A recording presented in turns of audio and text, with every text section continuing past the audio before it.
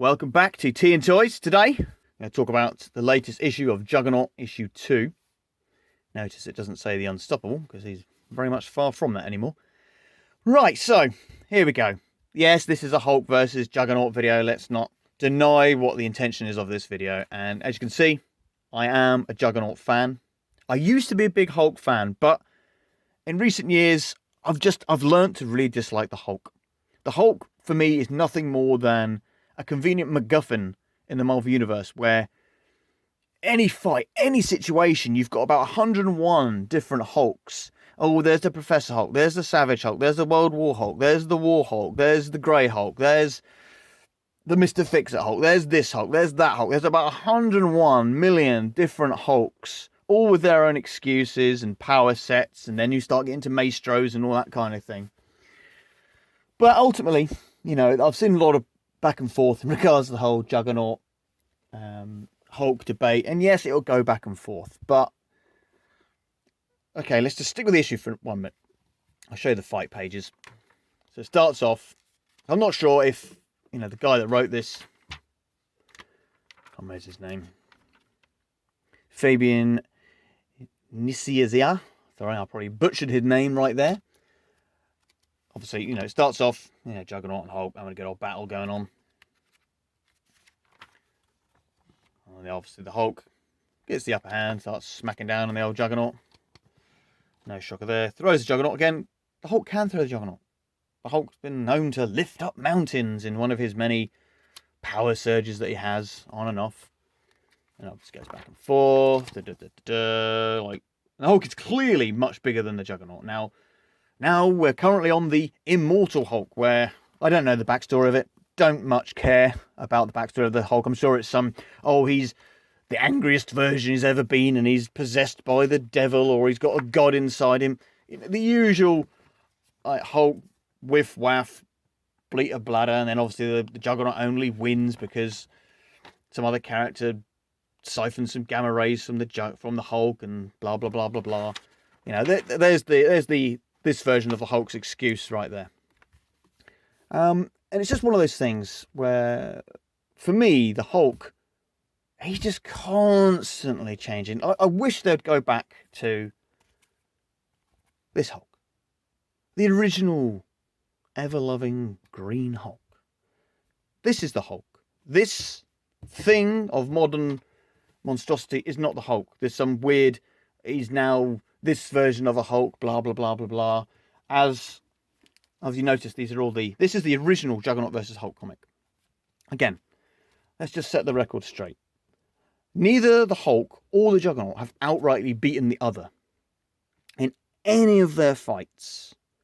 This one, yes, the Hulk throws the Juggernaut into a mountain, but then helmet's knocked off, and Professor Xavier knocks out the Juggernaut. So Juggernaut doesn't get up to, say, finish the fight in that one. And then the second one, we've got, again, issues from the Incredible Hulk. Now, this issue, Juggernaut beats the Hulk. Oh, but it's the Professor Hulk. Don't you worry, it's the Professor Hulk. That's why he loses. Oh, and he's been caught off guard. Please. Although the Juggernaut doesn't, I don't think the Juggernaut actually beats the Hulk in this comic at all. In the middle one. I didn't flick through that one, but I did flick through this one. And the Hulk, you know, he gets the better hand of the Juggernaut in this issue. Again, there's some, like, psychic rays jump out. Was it from Memento? And obviously the Juggernaut's got his helmet off, so he gets knocked out, blah blah blah blah blah. Yes, the Juggernaut gets knocked out in that one, but by all the psychic rays pummeling out, which is obviously the Juggernaut's weakness. Something the Juggernaut actually has, something the Hulk never seems to ever have a weakness. Yeah, I'm a little bit salty. I used to love the Hulk, but I don't like the Hulk anymore. I don't like the Hulk. Maybe I'm a bit biased, and I will fully admit that. So again, not an outright victory in that. And then we've got this one. People always come back to the War Hulk. No, this is the War Hulk. He's got celestial powers, blah, blah, blah, blah, blah. So in this issue, although, yes, the War Hulk does get the upper hand of the Juggernaut, he throws him down, and he threatens to cut his head off. But the pit people always miss out on this. This is what happens at the end of the fight. God, I'm salty, don't I? Get over myself. Just comics. Here we are. Hulk threatens, I'm going to cut your head off, blah, blah, blah. Something that Shatterstar's already threatened before anyway. And it gets interrupted. Interrupted by the Absorbing Man. And that's how the fight finishes. It never actually really gets to an end. Because if the Juggernaut knew his powers, he could probably grab the sword anyway and wouldn't be affected by it. Or he would instantly heal, which, again, as with a lot of writers, you notice that they tend to forget things, and these things are often missed out. And probably the second best fight in my eyes, which is the one before Juggernaut issue 2, and this is the World War Hulk, where he didn't really want to fight the Juggernaut, please, and it's probably the best fight they do. And again, yes, the Hulk again uses battlefield removal on the Juggernaut. I'll show the page. He uses his momentum to push him into a puddle, even though at any point either one could throw the other across a continent because they're that strong, right? So let's just put it this way. Look, Juggernaut pushing the Hulk back. But what happens here is, guess what? Xavier is distracting. Yes, Xavier distracting the Juggernaut. That's his excuse for that issue. And as you noticed, the excuse for the Juggernaut in an X-Men book. The excuses for the Hulk in Hulk books. And when comparing both characters, the Hulk has been in what? Hundreds, if not thousands of comic book issues in the last 50 years. So the Hulk's had a lot of different writers, a lot of different writing changes. And that just shows some of the inconsistency with the Hulk, unfortunately, where we've had so many different versions of the Hulk, so many different interpretations of the Hulk, and we get this, we get that, like I said, like I've listed all before, and now we're on the apparent immortal Hulk. So yeah, I just wanted to just go over, have a general moan and groan about the state, basically, of the Juggernaut. Now these are the excuses for the Juggernaut right now, and I'll fully admit this, is that in the last 10 years, maybe even 15, the Juggernaut has lost his powers, regained his powers so many times, even in, well, actually not that issue. In this issue, actually there's a fight between the Excalibur Juggernaut, yes, I'm going to do it with the Juggernaut as well, where the Hulk basically just slaps him down completely before he gets all of his powers back. Again, Juggernaut gets all of his powers back in this, apparently. And then, again, where did he get them all back before? Sorry, I'm flicking through. Trying to keep you all engaged with my moan. Gets them all back, gets all of his weaknesses removed in this, apparently. But again, as with everything the Juggernaut in recent times, it just seems to get forgotten. He goes back, he goes bad to good, bad to good, bad to good, bad to good. And D-Cell in this issue is nothing more than Fishboy Sammy. In my eyes, that's who he's trying to connect with, but they've not actually mentioned Sammy the Fishboy. And they could bring that stuff up if the writer did his research. I went back and read all the Juggernaut appearances, which I've got about 90% of everything Kane Marco the Juggernaut. Colossus isn't a Juggernaut in my eyes. And I've even picked up the Kurth issues. And again, the Kurth isn't Juggernaut. Kurth is not Juggernaut. It's just another entity that took over Kane Marco's body. That's what I think anyway. So yeah, bit of a ramble, bit of a rambling.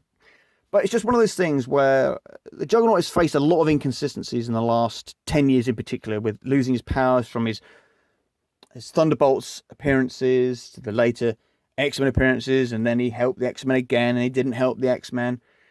And just looking through it, the weakness of the Juggernaut's powers all started from the Onslaught saga, when the gem was originally ripped from him, which then could have put some doubt in his mind from then. Again, this is all my head canon, but that's where I've noticed the Juggernaut's powers being massively depleted, is from as far back as the Onslaught saga. But yeah, so that's basically the whole Juggernaut Grimbles and Grumbles. Now, well, I'll add one thing at the end here. This is such an inconsistent video, I'm sorry. But the issue that appears after this battle, right, following the Juggernaut story, is actually this. Now, you get a lot of writers that don't know what they're doing with some characters. They're given some characters and they just don't do the research because they just don't think they have to in this day and age. But these characters are so rich with their history.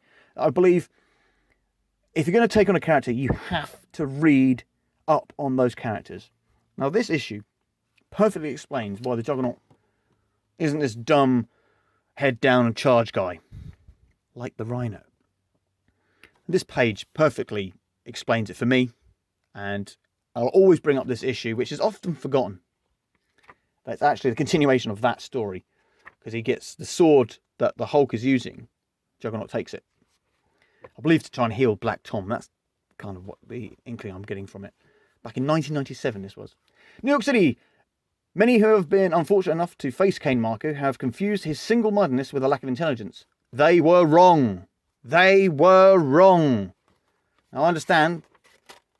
Is this the Spider-Man talking? I think it's probably Spider-Man talking, or maybe just the narrator.